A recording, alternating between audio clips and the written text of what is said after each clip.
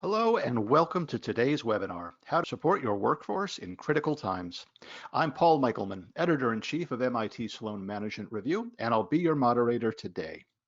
This event will be recorded, and the recording and slides will be available to all attendees approximately 3 to 4 business days after the end of the live event. We welcome your questions. To submit questions, please enter them anytime in the questions module on the GoToWebinar control panel. We'll answer as many questions as time permits.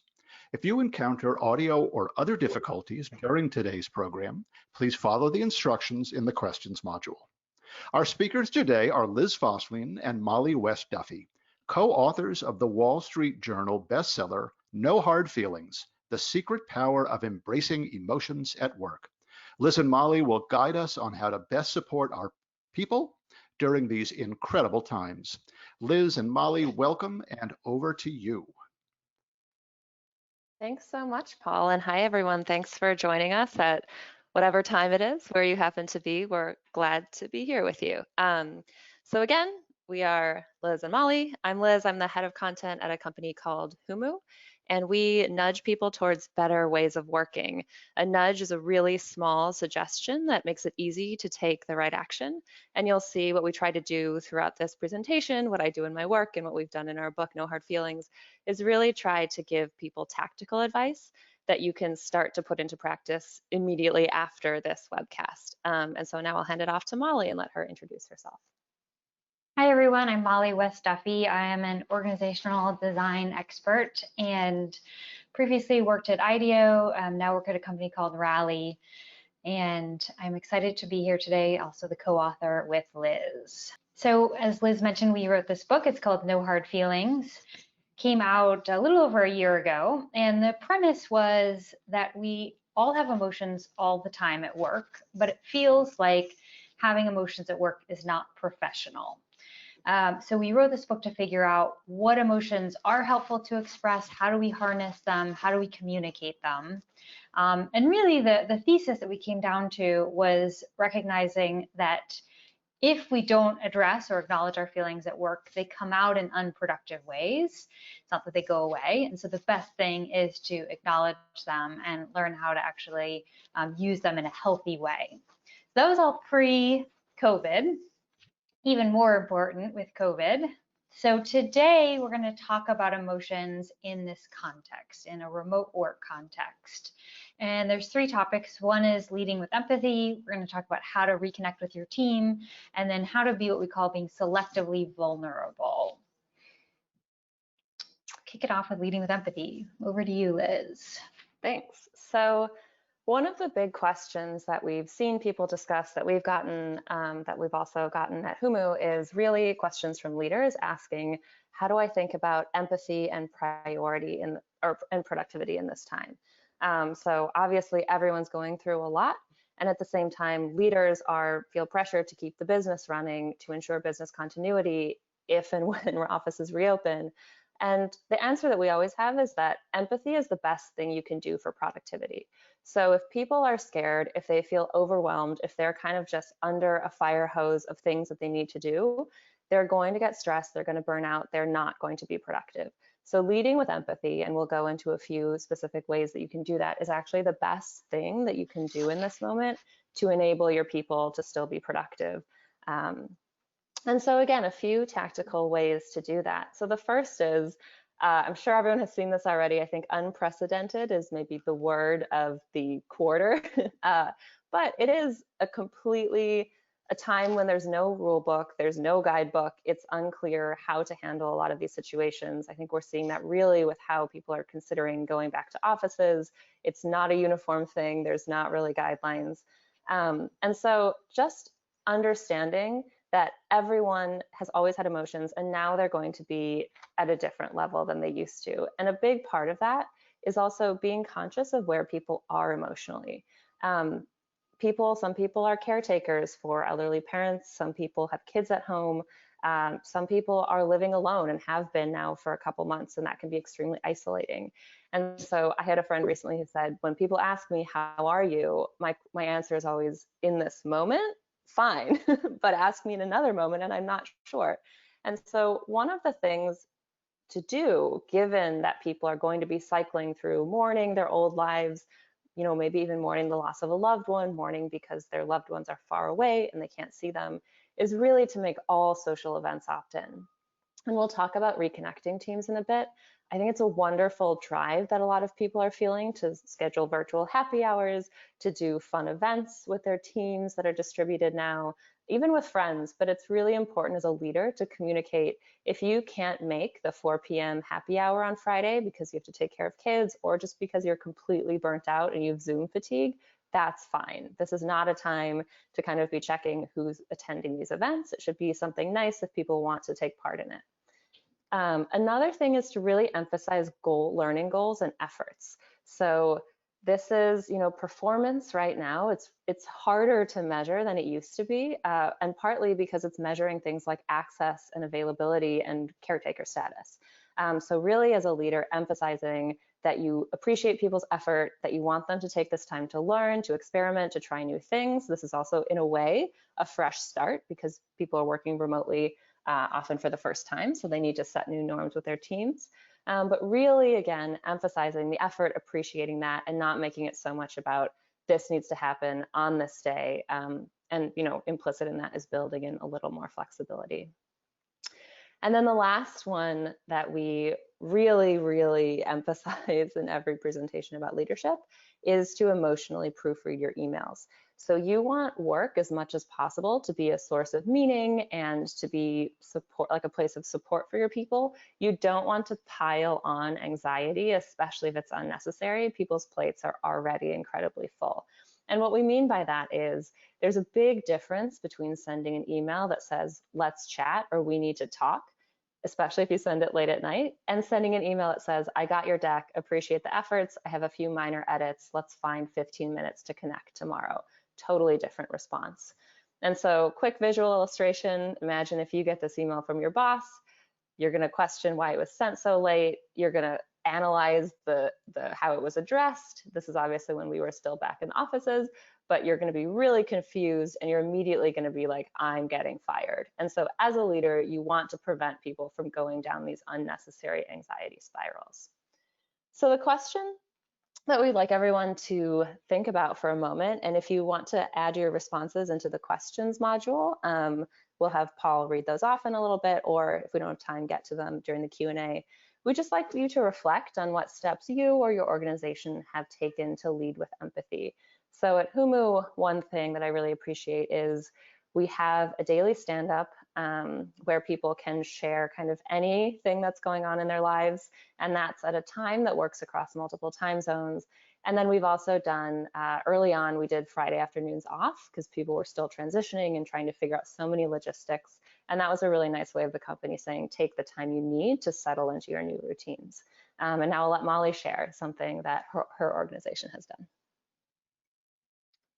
Yeah, so my organization has done a couple things. The first is we do start by reflecting at our weekly staff meeting about the week and what's happened, and just create the space for you know, emotions to come up as needed. We also have really upped the amount that we are checking in with teams about how we are working. So quite frequently we'll say, what's been working well about how we've been collaborating remotely this week? What could we change? Knowing that we all are trying to figure this out. No one is an expert on it. And so we're gonna have to iterate a lot more. We're gonna have to experiment with team dynamics and giving each other feedback and all of that. And so taking an experimental approach to it and reflecting back on it has been really helpful. I love that. Paul, is there anything in the questions module that's been popping up? We see a lot of questions coming in, but I don't think the audience has had quite enough time to reflect on that particular question. So I'm going to monitor this and report back at the end of the presentation. Okay, great. Yeah, and we will definitely have time at the end to take your questions. One more, just to give folks a little more chance too. One more example I'll give that we heard was a leader just acknowledging that, and we'll get to this too at the end, but leaders acknowledging that they too are struggling. So saying things like, I'm dealing with anxiety right now, but just sort of putting it out there, creating the space for it can help create the space for others to display empathy and set the tone for that as well. Hey Yeah, I guys, love so that. after I said Oh, no stories, a yeah. really great anecdote just popped in. So let me share one quickly. We have done sharing of professional or personal stories to start out each meeting. We use a prompt that changes for every meeting. We circulate who is responsible for coming up with the prompt. That's great. I think it's a great practice as well to circulate or rotate. We have in all of our meetings, we rotate who takes notes and who sends out an agenda. So I think that's also a nice way of making sure participation is equitable. So thank you, whoever wrote that in. So a big part of leading with empathy is also helping your team combat stress. And again, this is part of having the workplace be a source of support as opposed to just another source of misery in a world that's already quite stressful, as we mentioned. So a few ways to do that. And the first one, this seems very simple, but is actually, for me personally, has had enormous benefits, and it's to schedule 25 or 50-minute meetings.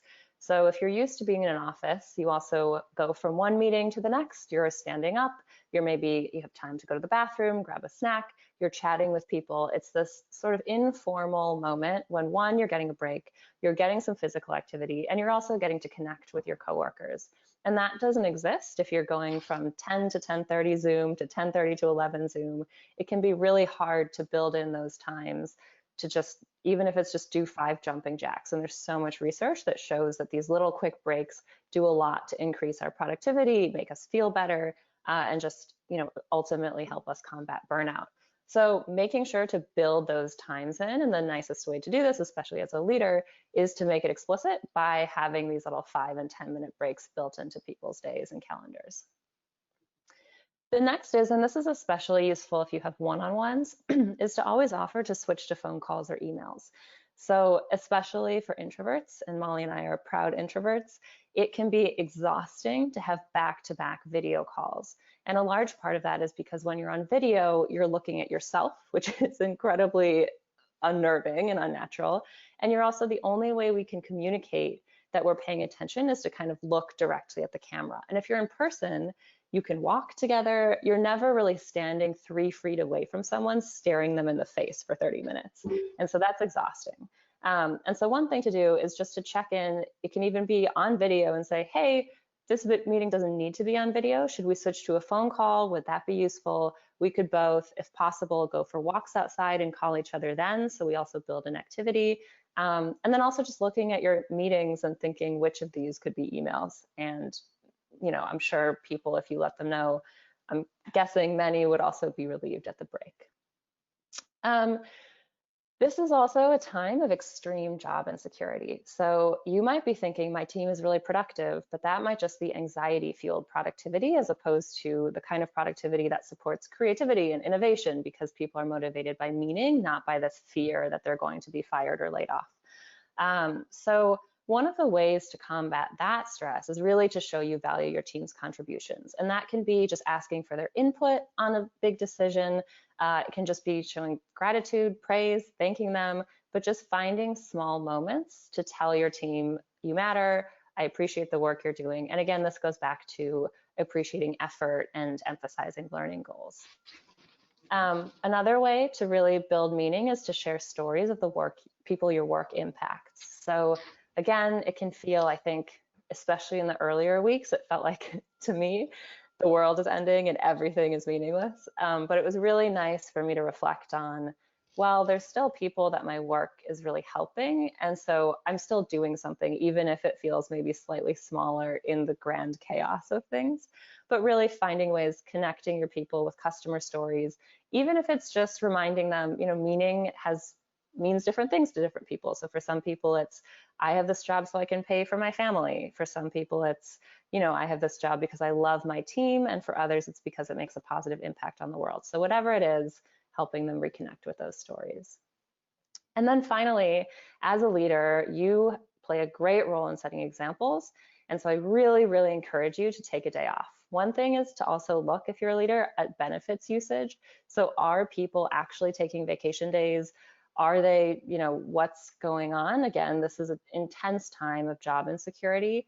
And so the best thing you can do to encourage people to take vacation is to actually take one yourself. And that means try not to answer emails on that day. In the long run, a day off is not going to end the world. And it can have huge benefits in terms of how your people feel, if they feel supported, and whether or not they actually are going to take the breaks that they need as well. And quick illustration of that, it's not just work that makes us productive. It's all the things we also do to kind of preserve our senses of self and our health and our mental well-being. So with that, I will hand it back over to Mollie. Thank you. As one other thing I'll add for setting up the 25 and 50-minute meeting defaults is there is a setting on Outlook and on Gmail to do that for you, which makes it very easy. And then I've also seen several organizations do more company-wide shutdown days. So if people are not taking vacation, considering like taking off or just shutting down the company for the whole week of July 4th, or adding on a weekend to a day to a weekend, but just sort of enforcing it, because definitely that is true that people are taking less vacation than they would right now. And one last thing I'll add, this is Liz again, is we had a discussion internally at Humu about doing something like that. So adding on the Friday ahead of Memorial Day weekend in the US. And we realized that people would not have enough time to plan, especially if they have kids, to give themselves that break. And so also being cognizant, don't spring a vacation day on people. Say like in 2 weeks, you'll have the day off so that they can actually plan for it as well. Great point. All right, so how to reconnect your team. So really, in this extreme remote environment, it can be hard to think about how to stay connected. So we had actually done research on remote teams for our book before all of this started, and we looked into what matters for remote teams. So looking at physical distance, does physical distance matter the most for having a sense of connection? Does operational distance matter, or does affinity distance matter? And affinity distance is the one that really helps teams stay connected. So what affinity distance is it's the strength of connection among coworkers. So even if you work across time zones, and even if you have like a lot of things that come up operationally that get in the way of communication, if you feel strongly connected to your coworkers, it can transcend those other two barriers. Okay, so how do you do this? How do you build more affinity distance? So the first one is to make any time that the team comes together a positive interaction. And I know that a lot of us are having time at the beginning of our meetings with teams where we have to check in about how we're doing emotionally, and I think that's still helpful, but it does mean that you can start a lot of meetings on a down note. And so trying to think then about how do we move into a positive space to do the work. So maybe that's transitioning into what's one thing that we're grateful for before we start doing the work, or what's one thing that's been working really well even though we have been remote, or what is an unexpected positive of us having to work remotely as a team. So switching into that. The second is creating something called an It's Okay To list. And this is a list that we wrote about in our book that is a poster-sized list that was created by someone at the UK's Government Digital Service Office. And it's a list of things like, it's okay to sigh, it's okay to take a break, it's okay to take a walk, it's okay to ask a question, it's okay to not know the answers to everything. And what it's doing is making these permissions explicit. So often when we join a new organization or we are younger in our careers, it's like, I don't know what I'm allowed to do, what is allowed, what is permissible. Then slowly over time, we figure it out. And now we are all new to working remotely. And so we are all figuring out what is permissible. And I think having a conversation as an organization to create this is a really helpful activity. So we did this with an organization recently, and things came up like, it's okay to turn your webinar or your video camera off for some of the time during the day. It's okay to work 8 hours a day, but not necessarily always between 9 to 5. It's okay to not show up to all of the company happy hours. And it just, like, by doing this thing together, you are surfacing these questions that people have, and you can make a decision of like, yeah, that's okay, or maybe no, that's not okay. You know, like, we do expect you to be working from 9 to 5 still, because that's when our clients are. So really, really helpful. We like thinking about printing it out. Obviously, in the digital context, you can't do that, but even just pinning it on Slack or however you do it in a Google Doc is really helpful.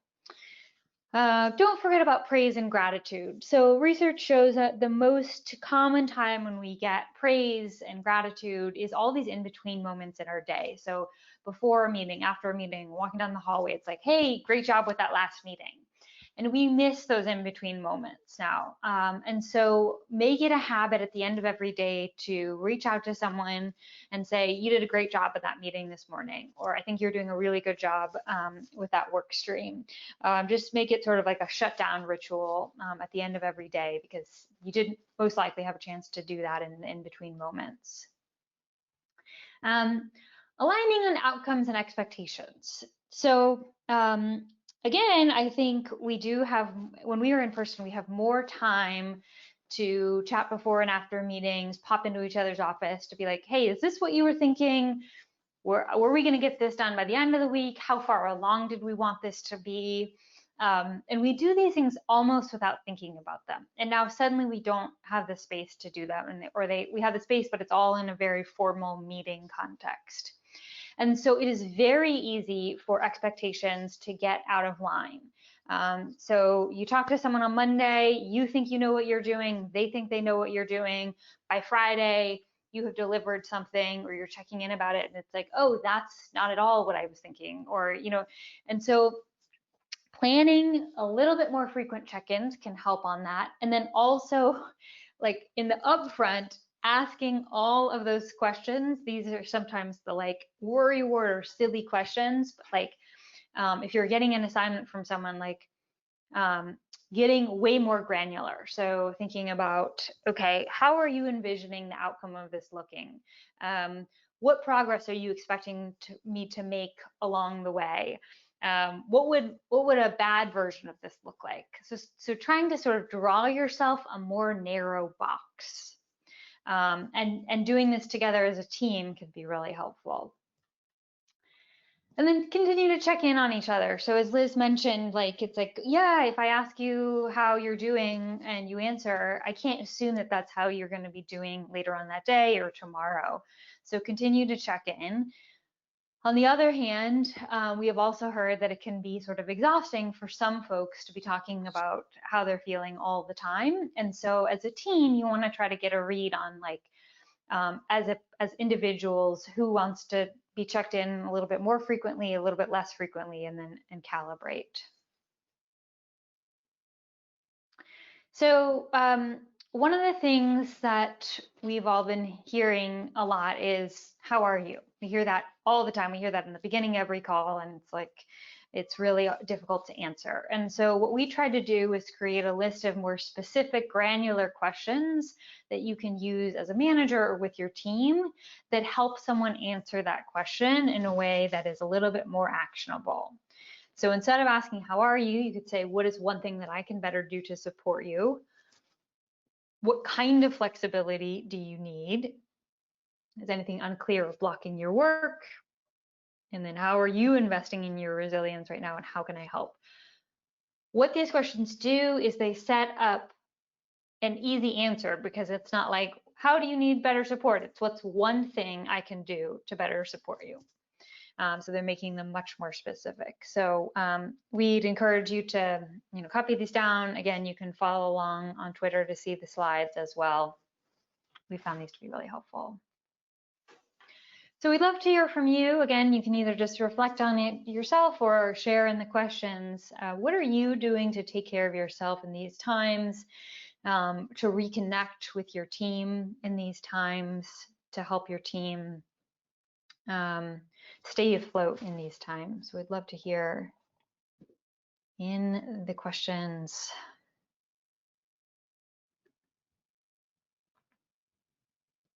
And this is Liz. I can, oh yeah, go ahead, Molly.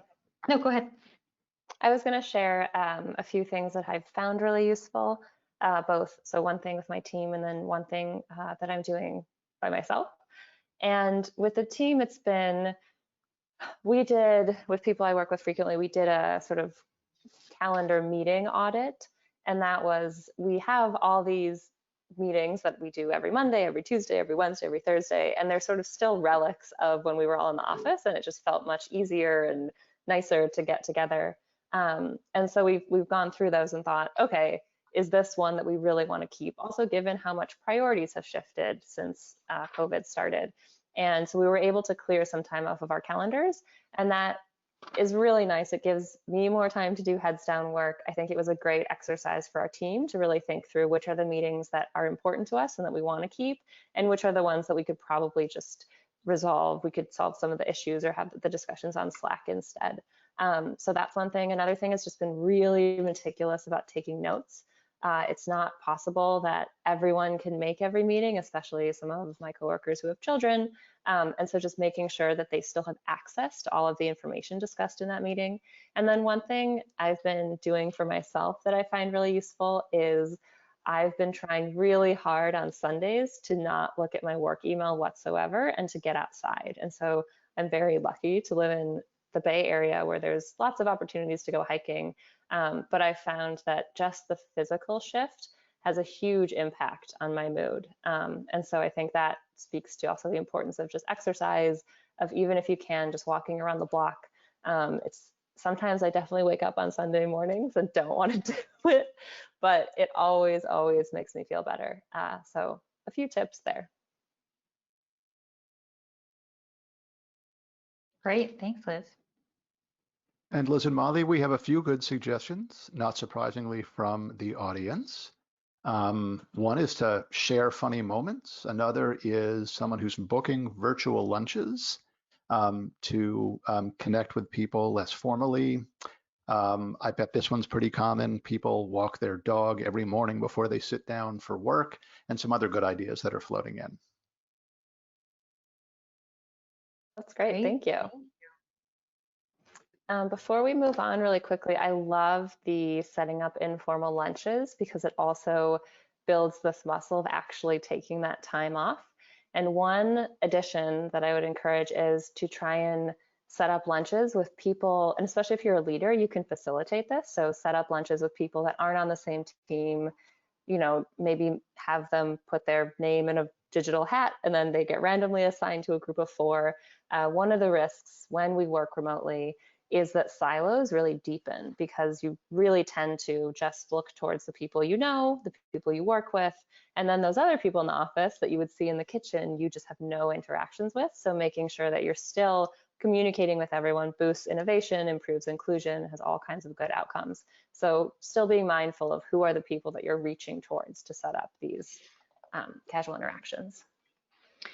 One great way to do that is there is a app, if you use Slack, called Donut, D-O-N-U-T, and it makes it really easy. You just put everyone who wants to be paired into a channel, and then it takes care of doing the random matching for you. So just make it as mindless as possible. Great, thanks.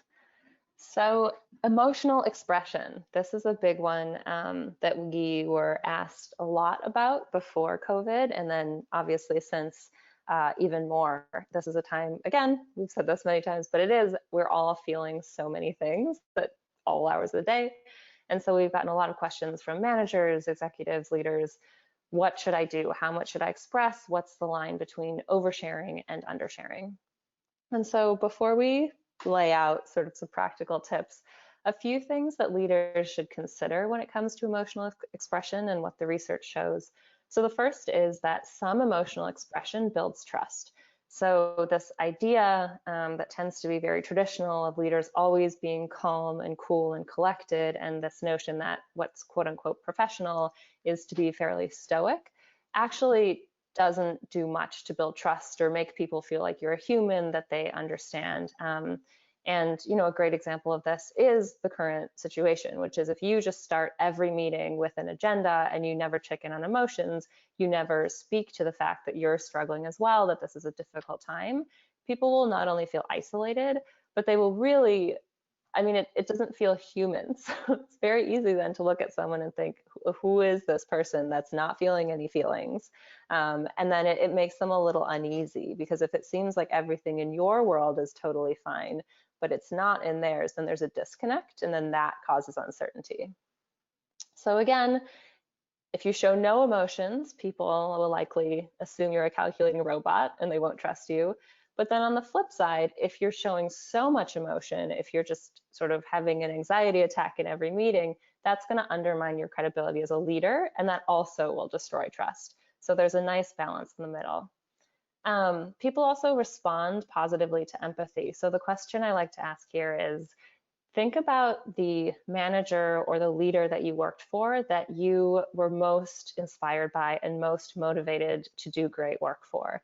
And it's usually not someone who is stoic. It's someone that you had a personal relationship with, that you felt like you could turn to when you had made a mistake, that you could ask questions, that seemed really invested in your success as an individual.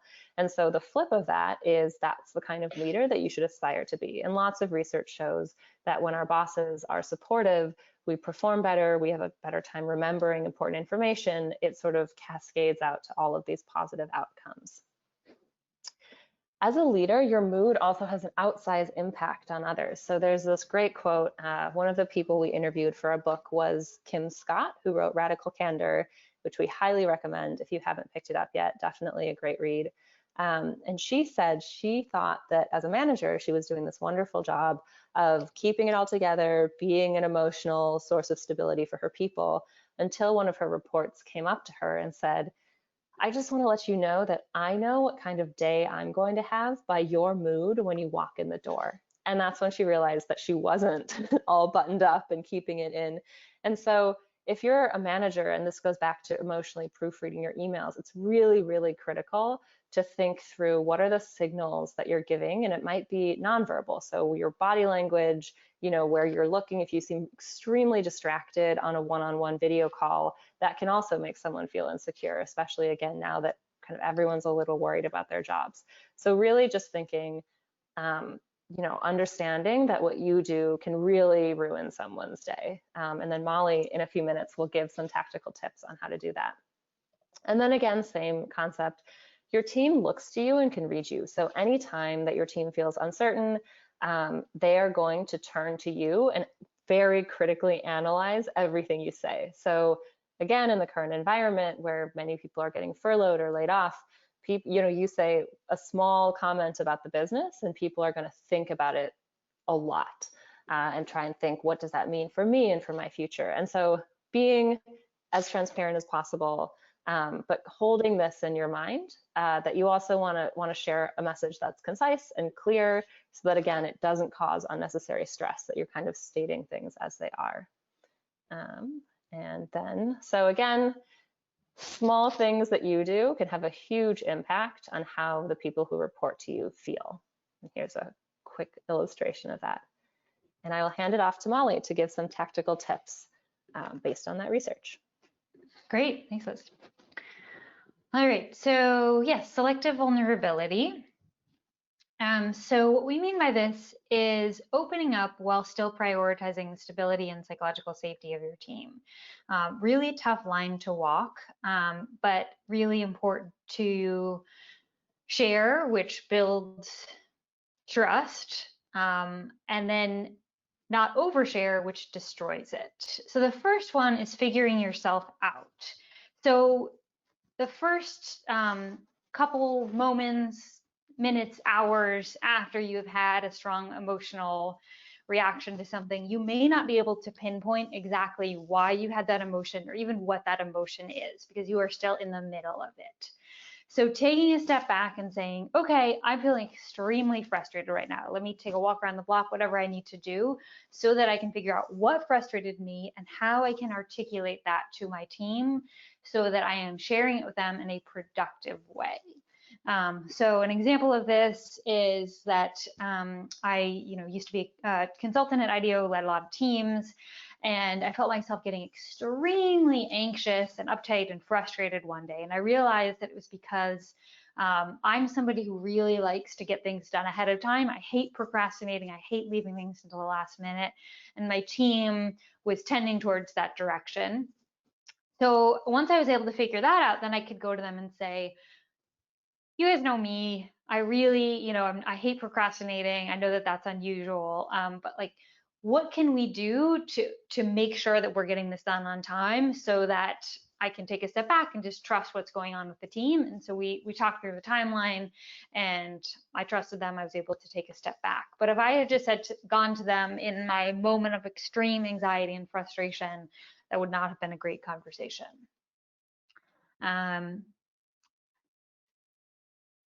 The next one is figuring out your own emotional expression tendency. So this is part of figuring yourself out, which is knowing, am I an over-emoter or an under-emoter? So you could go to this website, and Paul or Allison, if you can actually just type this link into the chat for us, and then folks can just click it directly. We're going to ask you to go to this website right now and take this assessment. It should take about 2 minutes to fill out. And you can come back once you've done that, and we'll talk about the results. So what this is going to tell you is whether you are an under-emoter or an over-emoter. And what that means is how easy or natural it is for you to share your emotions. If you are an over-emoter, you are going to be somebody who naturally, people know what's going on with you. It's not a surprise what you're feeling. You're going to be wearing your emotions on your sleeve. Great, thank you for that, Liz. The link is now in the chat. You can follow that there. If you are an under-emoter, you are going to be somebody who tends to hold your emotions a little bit more closely to your chest. People will have a harder time reading what you are thinking. And so how this shows up in a leadership context is if we can be more aware of our own tendencies as leaders, we can be more aware then of how our reports will likely be reading or not reading our emotions. So I'm going to give you all another minute or so to go ahead and do that.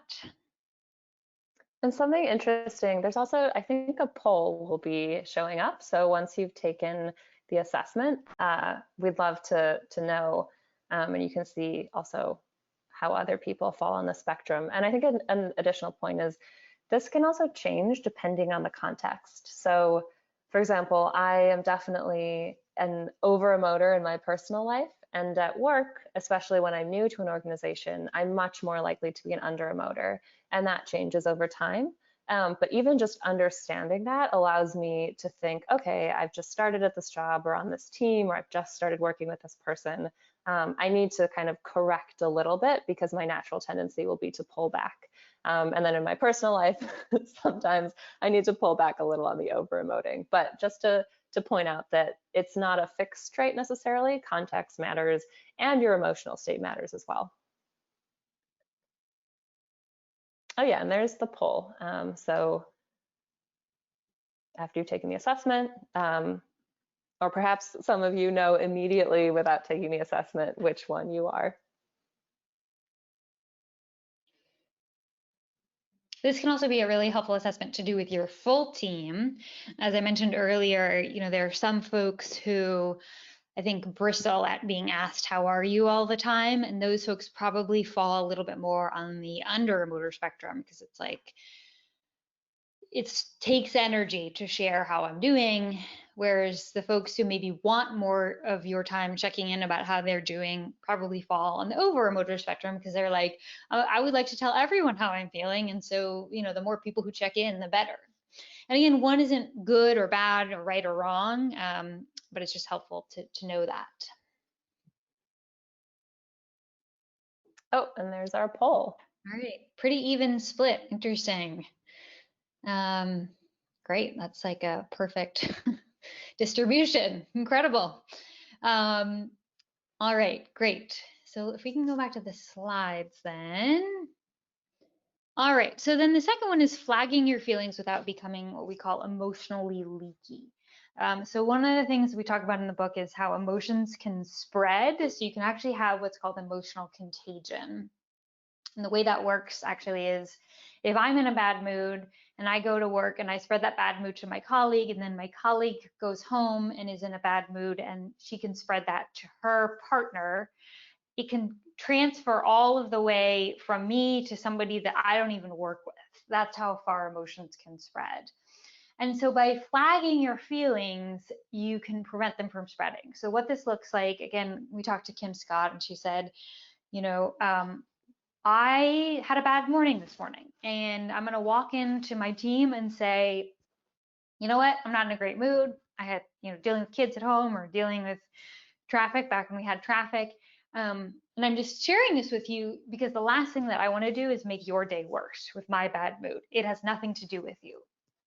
So I think copping up to this idea of like, you don't have to have a great day every day as a leader. You are a human, but people are going to be looking at you as a leader longer and harder for your emotions. And they're going to be reading into those emotions more of like, well, the boss is in a bad mood. Is that because of something that I did? And so you want to be extremely explicit of like, hey, I'm just frustrated. It has nothing to do with you. Put that out there. You can move on. Next one is providing a path forward. So part of being selectively vulnerable is sharing the things that you maybe are feeling vulnerable about. Like, I'm feeling anxiety about the COVID situation as well. But as a leader, you unfortunately don't get the luxury of just feeling anxiety about it. You also have to decide what to do with the company. And so you want to pair any sharing about what are traditionally labeled as negative emotions, so frustration, anxiety, fear, anger. You want to pair those with, and here's what we're going to do to make it better. So great example of this in a COVID context, a leader said, you know what, I am having a lot of anxiety about this. And it reminds me a little bit of the period after 9/11 when I had a ton of anxiety, and I honestly wish that I had shared a little bit more about how I was feeling, because I think I bottled it all up and that wasn't helpful. So I was being vulnerable. At the same time, I want to share with you that we aren't planning any layoffs in the next few months. We are going to do everything we can to keep this business afloat. Here's what we're asking each of you to do, and here's what I'm committing to do. So you're like pairing it with a path forward, and people are really looking for that at this time. Putting yourself in the other person's shoes. So part of being selectively vulnerable is able to say like, all right, I know that I'm the leader, but if I wasn't the leader, what would I want from a leader at this time? Like, what am I craving? And, I think we all wish that we had someone to tell us it was going to be okay, but you can step outside yourself and say, okay, what would I need to hear right now if I wasn't the leader? And then reading the room. So difficult when we're not all in a room together, but as much as you can, creating space in meetings to understand what is necessary. So are people looking for you to be a little bit more vulnerable or a little bit more reassuring? And that may vary greatly depending on what's going on and how folks are feeling. I know in our all hands meetings, just creating a little bit more room for white space for folks to share what they're needing and how they're feeling. Great. All right, so we've got about 15 minutes left here. We would love to move into Q&A. We will turn our videos on. And if you want to share any questions that you have in the question chat area, and Paul can help us read them out. Yeah, hi. So first of all, that was great, and not surprisingly, flood of questions coming in. So we'll get to as many as we can, and thank you to everyone in our audience for the fabulous questions. Let's begin with something that a point you made at near the very top of the presentation. I think you acknowledged that even as we're using the word unprecedented time, the word itself, maybe it's beginning to lose a little bit of meaning. because we've said it so many times. How do you think about mixing up the message? So while we continue to acknowledge that we are in this fill in the blank time, it doesn't dissolve into something that feels like a rote acknowledgement. Yeah, I can answer, and then Molly, feel free to jump in as well. Um, I would say trying, if you can, to make it more specific to the situation. So instead of just the rote, this is an unprecedented time, giving updates as well. So one thing at Humu is we've been really thinking about what should we go back to the office. Obviously, there's also state regulations.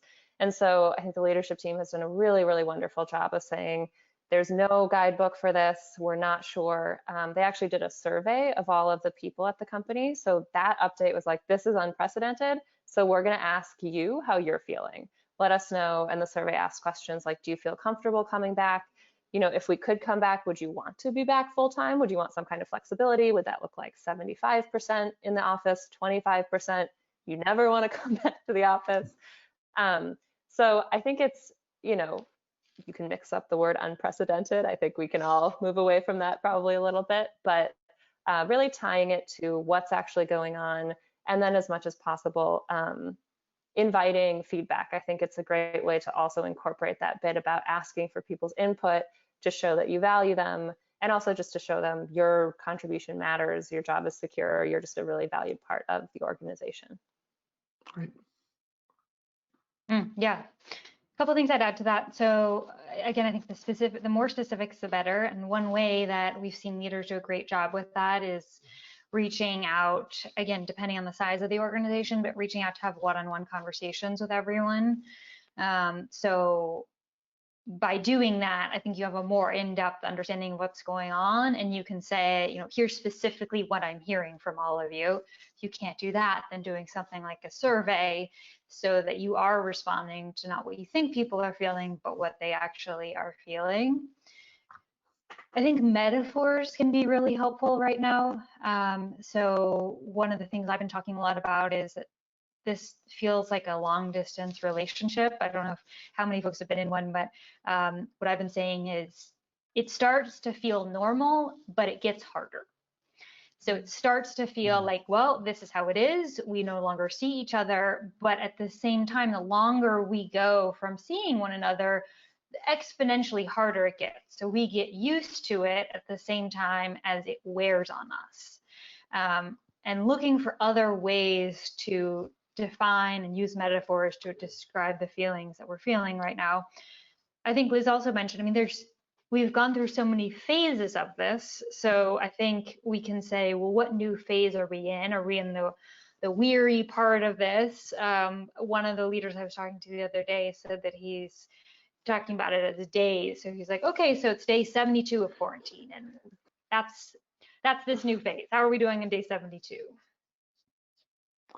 Yeah, what's so interesting about that is almost we have to keep recontextualizing that as we go, right? Because we don't know, we're on a journey that we don't really know where it probably doesn't end, right? But we don't know when it even begins to approximate something we constitute as normal, right? Yeah, one quick thing I'll add to that. I love the long distance relationship analogy. I hadn't heard that. That's great, Molly. Is kind of similar. I also heard a leader describe it as it's similar to just sort of chronic pain or grief, where when something first happens, there's a lot of support from your community. People are asking questions. It's something new to talk about. And then as it goes on, it's this thing where it's like, there's not a quick solution. And I think, I'll say, especially in America, we just don't really know how to handle that. So it's just like, what else is there to say? We've talked about it. It just feels like bad, and we don't really want to get into it. And I think that's why in this presentation, we put so much emphasis on keep checking in, because the mourning isn't over, right? I still have, and granted, I have a great life, all things considered, but there's still flashes of my parents are in Chicago, I'm in San Francisco. I don't know when I'm going to see them again. And that hurts some days a lot. And so I think it's really nice when my boss just says, how are you? I know, and especially if he brings that up again, like, I know this is something that you've been thinking about. Just want to let you know that I'm thinking of you. Even something as simple as that. It's not, there's no easy solutions. As a leader, I think leaders often have this instinct of, I need to fix everything. I'm in charge, I can control it. You can't fix everything right now. You have no control over many, many things going on in people's lives. And it's still really lovely to just do that quick. I'm thinking about you. I know this is still a thing. You know, just kind of putting it out there and giving space to that. So that connects really well to a theme I'm seeing amongst a number of people, and that is kind of talking about what we actually mean when we talk about empathy, particularly as this experience extends further and further, right? I think we associate empathy as a psychological phenomenon, wrong word, right? But something that is expressed in words. But should we be thinking a little bit more broadly about empathy as doing, not just saying?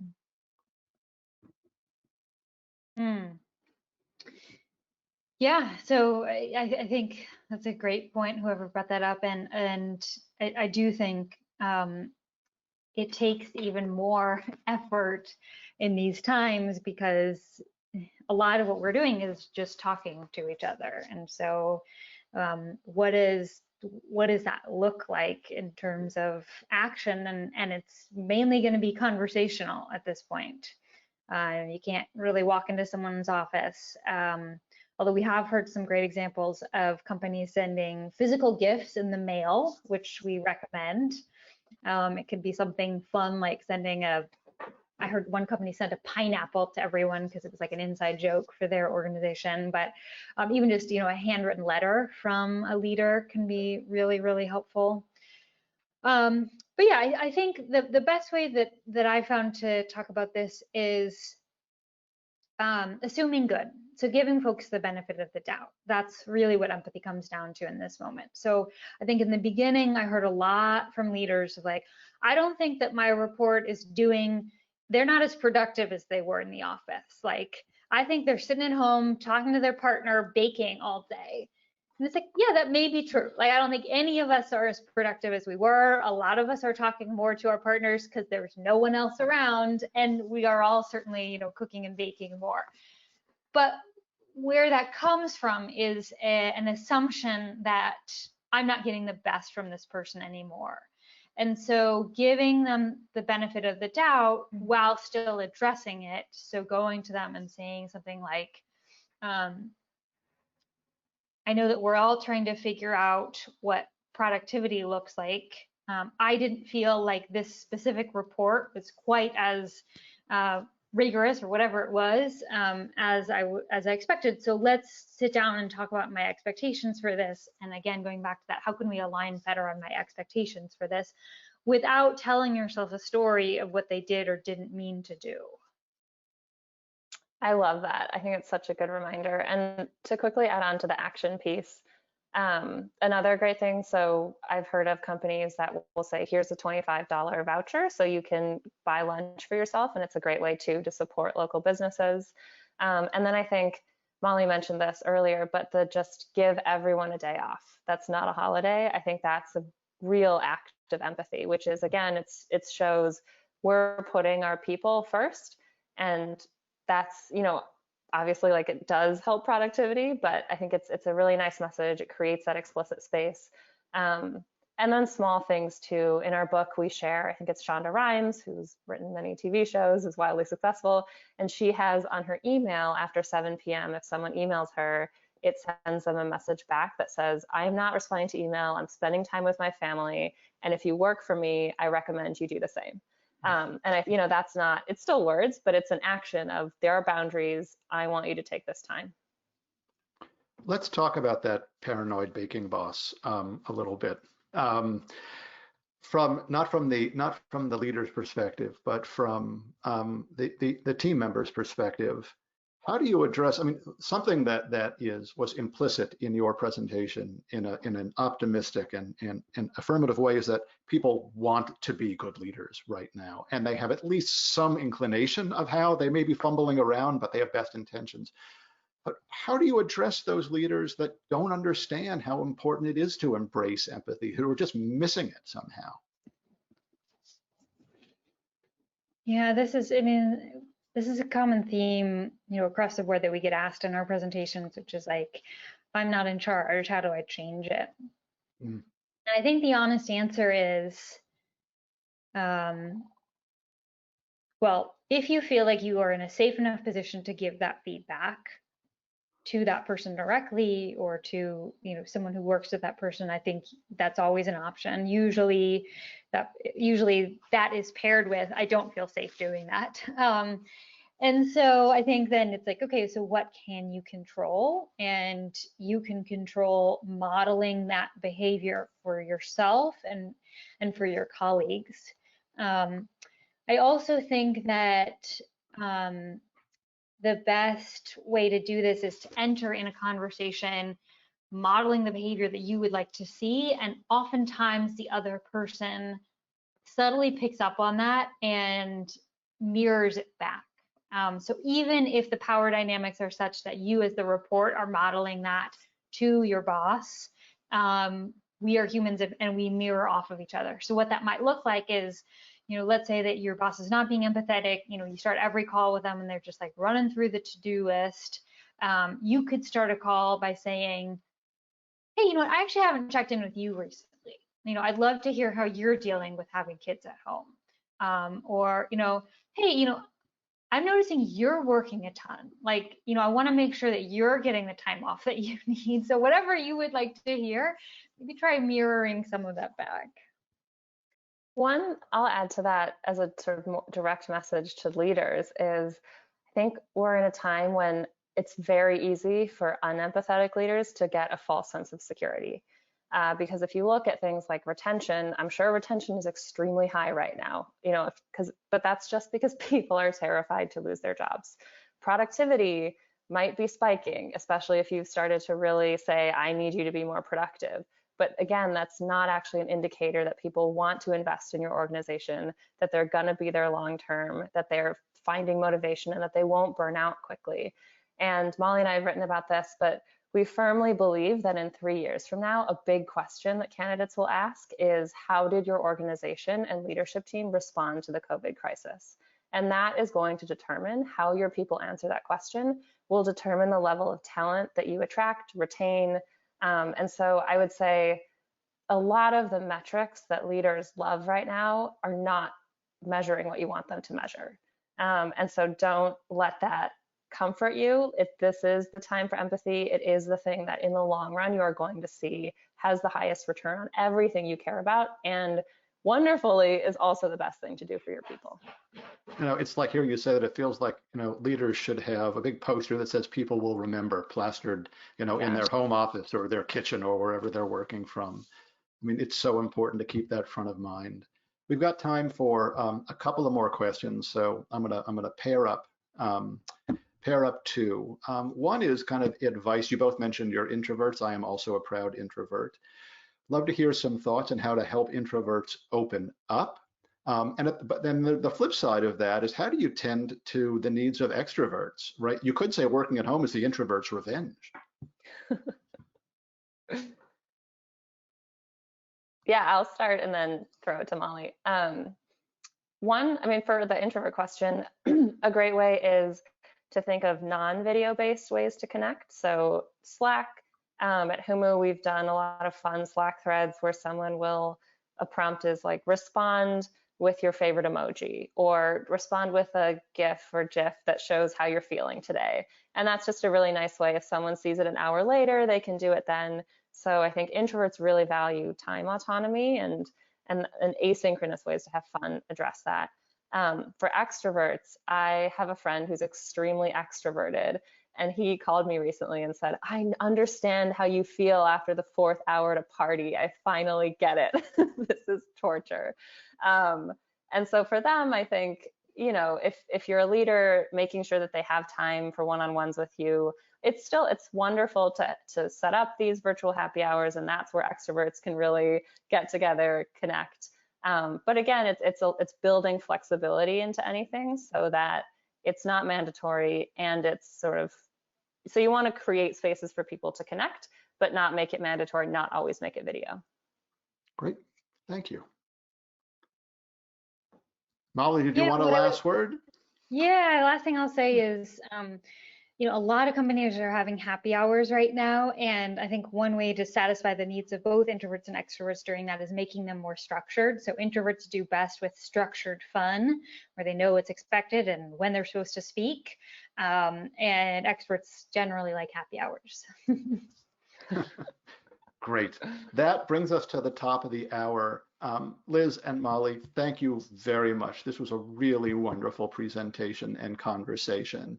And to our audience, thank you as always for the wonderful questions. Apologies that we did not get to all of them.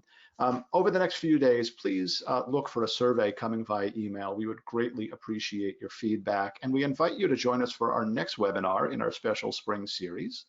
Please join Michael Schrage, Research Fellow at the MIT Initiative on the Digital Economy, for a presentation and discussion on motivating your workers with opportunity marketplaces. That's Wednesday, June 10th at 11 o'clock Eastern Time. That concludes our program. Thank you for attending. Liz, Fosslien, Mollie, West, Duffy, thank you again, and thanks to our sponsor, Slack. I hope you enjoy the rest of your day.